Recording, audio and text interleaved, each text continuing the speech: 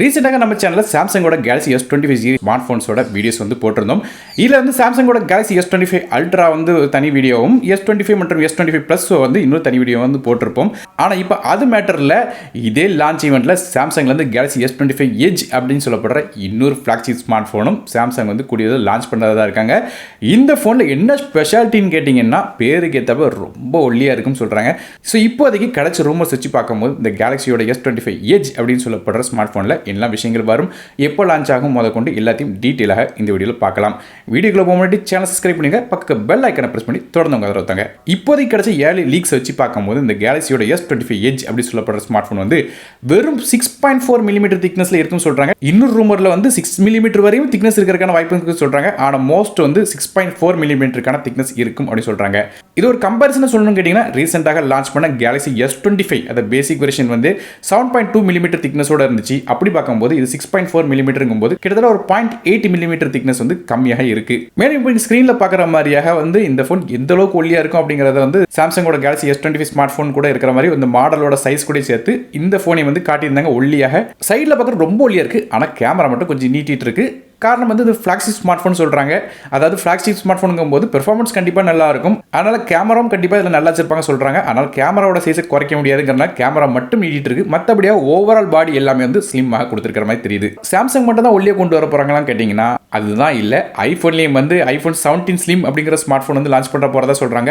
ஆனால் பேருக்கு ஏற்றப்பல iPhone 17 series எப்போ லான்ச் ஆகுதோ அப்போ தான் வந்து இந்த ஃபோனும் லான்ச் ஆகும் எதிர்பார்க்கப்படுது. ஆனால் இந்த ஃபோன் வந்து இதை விட ஒல்லியாக அதாவது 5.5 மில்லிமீட்டர் திக்னஸ்ல இருக்கலாம் அப்படின்னு சொல்லிட்டு ஒரு ஏர்லி ரூமர்ஸ் இருக்கு. ஸோ ஆனால் ஐஃபோன் லான்ச் ஆகிறதுக்கு லேட் ஆகும், ஏன்னா iPhone 17 சீரிஸ் லான்ச் பண்ணுறதுக்கு இன்னும் நாள் இருக்கு. ஆனால் இந்த ஃபோன் இப்போ வரப்போகிற ஏப்ரலில் லான்ச் பண்ண போகிறதா சொல்கிறாங்க.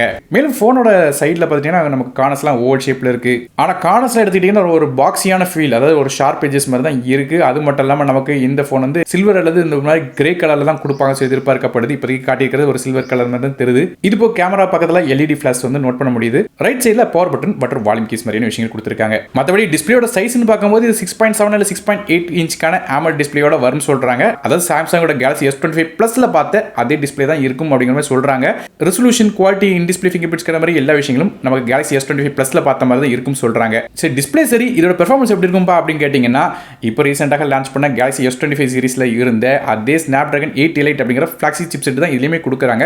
ஸோ பெர்ஃபார்மன்ஸ் தாறுமாறாக இருக்கும், பட்டைய கலப்பும் எந்த விதமான பிரச்சனையும் இருக்காது. ஆனால் ஹீட்டிங் எந்த அளவுக்கு இருக்கும் தெரியல. காரணம் ஃபோனோட ஃபேக்டரை ஸ்லிம் ஆக்கும் போது இந்த கூலிங் சேம்பர்லாம் எப்படி வந்து மேனேஜ் பண்ணியிருக்காங்க தெரியல. ஸோ ஹீட்டிங் இருக்கா இல்லையா அப்படிங்கிறத பொறுத்து தான் பார்க்கணும். மற்றபடி இந்த ஃபோன் வந்து 12 GB RAM அப்படிங்கிற ரேம் கான்ஃபிகரேஷன் இருக்கும் அப்படின்னு மென்ஷன் பண்ணியிருக்காங்க.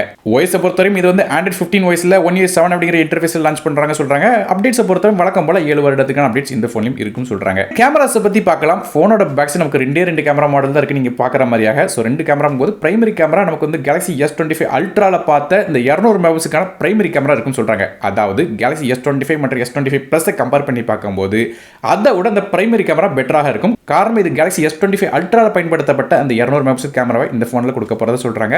அது மட்டும் இல்லாமல் ரெண்டாவது ஒரு அல்ட்ரா வைட் கேமரா வந்து இருக்க போது சொல்றாங்க. ஸோ அல்ட்ரா வைட் கேமரா இருந்தாலும் ஆப்வியஸ்லி நம்ம மேக்ரோ மோட் ஷாட்ஸும் அதில் நம்ம எடுக்கலாம்.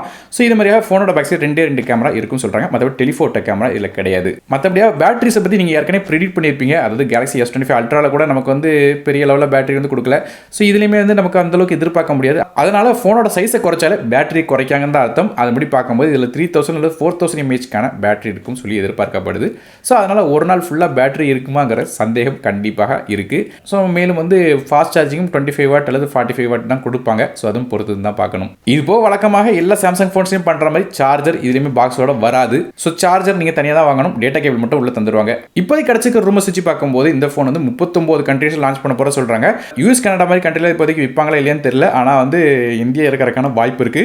இதில் நோட் பண்ண வேண்டிய விஷயம் கேட்டீங்கன்னா நமக்கு வந்து FE அப்படின்னு சொல்ற ஃபேன் எடிஷன் சீரிஸ், அதாவது S24 FEங்கிற ஃபோன் வந்து லான்ச் பண்ணியிருப்பாங்க.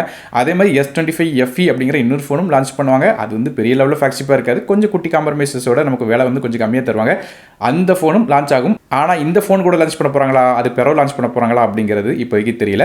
ஆனால் எப்படி இருந்தாலும் சரி இந்த Galaxyயோட S25 வந்து ஏப்ரல் அல்லது மே மாதம் எண்டுக்குள்ளாக வரும் சொல்லி எதிர்பார்க்கப்படுது. விலை அப்படின்னு பார்க்கும்போது எப்படியும் 1 லட்சம் கிட்ட நெருங்கும் சொல்லி எதிர்பார்க்கப்படுது. ஸோ நீங்கள் இந்த Galaxyயோட S25 Edge ஸ்மார்ட் ஃபோனை பற்றி நினைக்கிறீங்க அப்படிங்கிறத கீழே கமெண்ட் செக்ஷன் மென்ஷன் பண்ணுங்க. வீடியோ பிடிச்சா ஒரு லைக் கொடுத்துருங்க, உங்கள் ஃப்ரெண்ட்ஸ் மற்றும் ஃபேமிலிஸ்க்கு ஷேர் பண்ணிவிடுங்க. நானும் டெக் தமிழுக்காக மற்ற வீடியோஸ் நினைக்கிறேன். நன்றி, வணக்கம்.